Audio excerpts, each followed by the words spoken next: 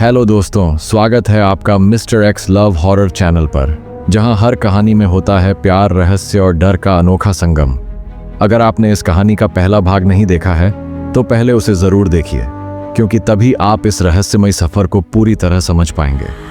कहानी अब एक ऐसे मोड़ पर पहुंच चुकी है जहां हर लम्हा डर और रोमांच से भरा है। तो तैयार हो जाइए एक और रहस्य से भरी रात के लिए। चलिए बढ़ते हैं अपनी कहानी की तरफ। हो सकता है ये सब मेरा वहम हो, क्योंकि मैंने आज बहुत दिनों बाद बियर पी है। हो सकता है उसका सुरूर धीरे धीरे चढ़ रहा हो। ये कहते हुए वो खुद की बातों पर हंस पड़ता है और फिर खुद से बुदबुदाता है। खैर, जो भी हो, मुझे कम से कम एक बोतल पानी चाहिए ही होगा, क्योंकि कार का इंजन अब गर्म हो चुका है और बिना उसे ठंडा किए गाड़ी आगे नहीं बढ़ने वाली। कबीर अपनी नज़रें इधर उधर दौड़ाता है, लेकिन उसे आसपास कुछ भी नहीं दिखता। वह थोड़ी दूर पैदल चलते आगे बढ़ता है और बोलता है, वह महिला भी तो यही उतरी है और वह बता रही थी कि उसका घर इधर ही पास में है कहीं। ये पक्का इरादा करते हुए वो फिर से नज़रों को इधर उधर दौड़ाने लगता है। तभी उसे एक छोटी सी रास्ता दिखती है, जो कि आगे किसी अंधेरे में जाकर गुम हो रही थी। उसने भी हिम्मत किया और बोला, मैं बिना पानी लिए अब वापस नहीं जा सकता। चलो देखते हैं किस्मत में क्या लिखा है। यह कहते हुए वह उस रास्ते पर बढ़ जाता है। चारों तरफ सन्नाटा पसरा हुआ था। ऐसा लग रहा था जैसे वर्षों से कोई इधर आया ही नहीं होगा। थोड़ी देर में उसे महसूस किसी के कदमों की आवाज़ सुनाई दी। ऐसा लग रहा था जैसे कोई उसका पीछा कर रहा हो। उसने अब अपनी रफ्तार थोड़ी तेज कर दी। उसे सामने थोड़ी सी ऊंचाई पर एक झोंपड़ी दिखी, जिसके अंदर से किसी दीपक के जलने का रोशनी बाहर आ रहा था। उसने राहत की सांस ली और वहां पहुंच गया। अंदर कोई है? मैंने कहा कोई है। इतना कहने के बाद भी उसे अंदर से कोई आवाज नहीं आती। वह इस बार झोपड़ी के गेट, जो कि बांस की पतली डंडियों से बना था, उसे थपथपाते हुए कहता है, कोई अंदर है भी या नहीं। इस बार अंदर से आवाज आ जाती है, दरवाजा खुला है, अंदर चले आओ। वो जैसे ही दरवाजा खोलता है, कोने में दीपक दिखाई देता है, जिसके रोशनी से पूरी झोपड़ी उजाला है। वहीं कोने में कोई औरत है जो आईने में अपने चेहरे को देखते हुए अपने आप को संवार रही है। उसने ध्यान से देखा तो उसे लगा जैसे उसे कहीं उसने पहले भी देखा है। उसका ध्यान उसकी पीठ पर जाता है तो वह अपने दोनों भौहों को चढ़ा लेता है। उस औरत की पीठ पर भी कोई कपड़ा नहीं था और वो पीठ के पीछे अपने ब्लाउज की दोनों डोरियों को बांधने का प्रयास कर रही थी। वह उस डोरी को देखते समझ जाता है और मन ही मन खुश होता है कि यह झोंपड़ी उसी औरत की है जिसे उसने यहाँ तक लिफ्ट दी थी। वह इन ख्यालों में खोया ही था कि अगली आवाज़ ने उसकी विचारों की ख्यालों को तोड़ी। बाबू, ओ बाबू, तनिक बांध तो दो। पता नहीं कैसे बांधते हो कि यह ससुरी बार बार खुल जाती है।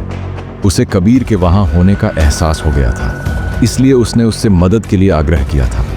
कबीर झट से लपक के वह डोरी बांधने के लिए पकड़ लेता है और उन डोरियों को बांधते हुए बोलता है, अरे वाह, तो यहाँ रहती हो तुम, लेकिन तुम बिना बताए ही क्यों चली आई?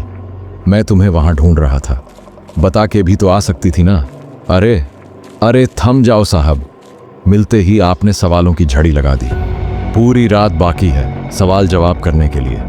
ये सुनते कबीर सकपका गया और बोला, पूरी रात? मैं पूरी रात नहीं रुकने वाला, वो तो मैं मदद लेने के लिए आया हूँ। ये सुनते ही वो अनजान औरत बोली, अरे साहब, अपनी गाड़ी की प्यास भी बुझा लेना, लेकिन पहले अपनी तो बुझा लो। इस बार उसकी बात सुनते ही वो और घबरा गया और वह सोचने लगा कि इसे मैंने गाड़ी खराब होने वाली बात बताई ही नहीं, तो इसे कैसे पता चला? आखिर इसे कुछ बातें बिना बताए कैसे पता चल जाती हैं? वह एडी से लेकर छोटी तक कांप जाता है और वह यह बात पूछने के लिए मुंह खोलने ही वाला था कि तभी उसने देखा कि वह अनजान औरत उस झोपड़ी के कोने में रखे मिट्टी के घड़े में पानी का ग्लास डाल के पानी निकालती है और पानी का ग्लास उसकी तरफ बढ़ाते हुए बोलती है, लो साहब, पहले अपनी प्यास बुझा लो। तुमको कैसे पता कि मैं प्यासा हूँ? साहब, आपके माथे से टपकती पसीने की बूंदें ही बता रही हैं कि आप बहुत थके हुए और प्यासे हों। उसकी बात सुनने के बाद वह पानी का ग्लास ले लेता है और एक सांस में ही गटक जाता है और बोलता है, एक ग्लास और मिल जाता तो आपकी बड़ी मेहरबानी होती। ये सुनते ही वह औरत जोर से हंसती है और कबीर को सामने चारपाई पर बैठने का इशारा करती है।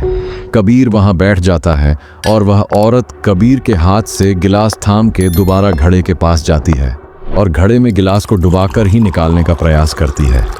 कबीर इसी तरह 5 से 6 गिलास पानी पी गया, फिर भी उसकी प्यास बुझने का नाम नहीं ले रही थी, बल्कि और ज्यादा ही प्यास लग रही थी। जब कबीर ने फिर से पानी मांगा तो वो औरत बोली, साहब घड़े में पानी खत्म हो गया है, लेकिन चिंता न करे, यहाँ पास में ही मीठे पानी का झरना है। मैं बस यूं गई और यूं आई।